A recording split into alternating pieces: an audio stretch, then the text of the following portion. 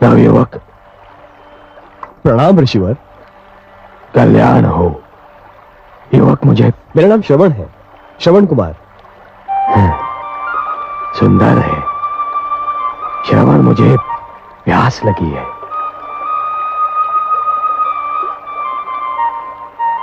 क्या बात है? मुनि श्रेष्ठ, आपके वस्त्र तो आपका परिचय देते हैं, परंतु आपके शस्त्रों से आपका परिचय समझ में नहीं आता। तुम मुझे मेरे वस्त्र देखकर मुनि कह रहे हो, परंतु मेरा ये धनुष, मेरा परशु, ये तो मुझे मुनि सिद्ध नहीं करते। उच्च कुल का तो सिद्ध करते हैं। उच्च कुल? मेरा कर्म जाने बिना ही केवल मुझे देखकर ही तुमने मुझे उच्च कुल का सिद्ध कर दिया। आप अवश्य किसी श्रेष्ठ ऋषि की संतान हैं, परंतु मैं एक वैश्य मुनि और छोटी जाति की माता की संतान हूं। श्रवण, तुम्हें अपनी माता को छोटी जाति का कहते हुए लज्जा आनी चाहिए। माता तो माता होती है, जो पूजनीय होती है।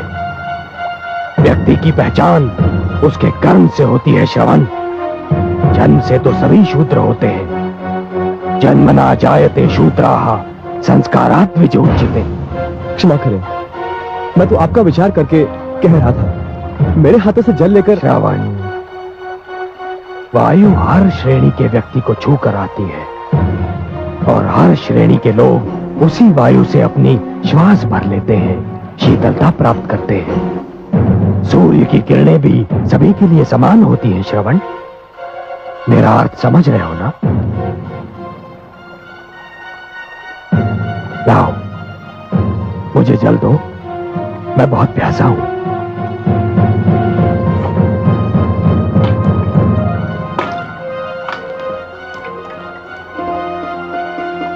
सुखी रहो।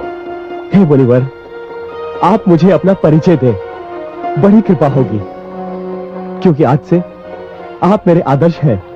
श्रवण, मैं ऋषि जमदग्नि और माता रेणुका का पुत्र परशुराम हूं। जन्म से तो ब्राह्मण हूं, किंतु कर्म से मुझे क्षत्रिय बनना पड़ा।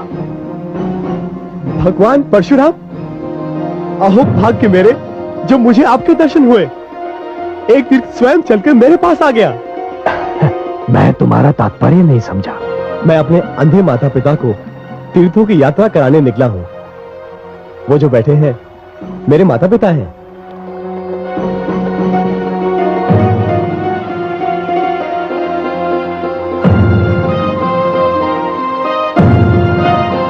परंतु मुझे वहां कोई रथ या अन्य वाहन दिखाई नहीं दे रहा। श्रवण, जिसमें मैं बहुत साधारण व्यक्ति हूं। मेरे पास रथ आदि साधन नहीं है, किंतु माता पिता की इच्छा को पूरा करना हर संतान का धर्म भी है एवं कर्तव्य भी। इसलिए इन दोनों को कांधों पर उठाए तीर्थों की यात्रा करने निकला हूं। श्रवण कुमार, तुम धन्य हो, तुम धन्य हो।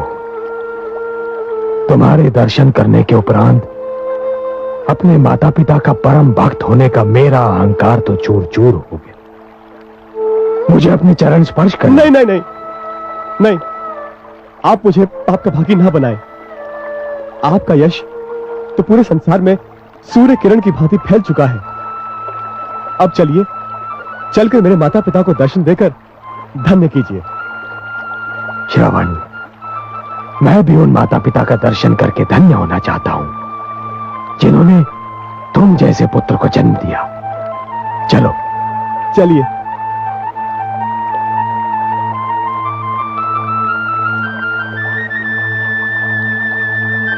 माता पिताश्री, भगवान परशुराम पधारे हैं। हमारे धन्यवाद। हे भगवान परशुराम, हमें अपने चरण छूने दीजिए। नहीं माता, चरण स्पर्श तो मुझे आपके करने चाहिए।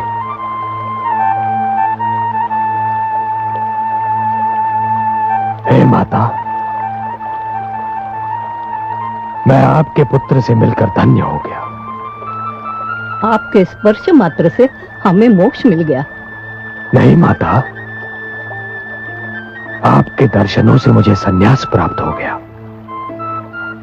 इस संसार में इससे अच्छा दृश्य और कोई हो ही नहीं सकता कि एक पुत्र के कंधों पर माता पिता तीर्थ यात्रा कर ले। माता, अब मुझे विदा दीजिए।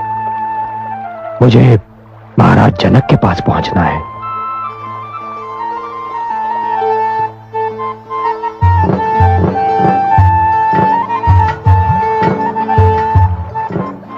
श्रवण, मैं हृदय से कामना करता हूं और आशीष भी देता हूं कि जब तक ये सृष्टि रहेगी, जब तक पुत्र धर्म की मर्यादा रहेगी, तुम्हारा नाम अमर रहेगा। आयुष्मान भव, आयुष्मान भव।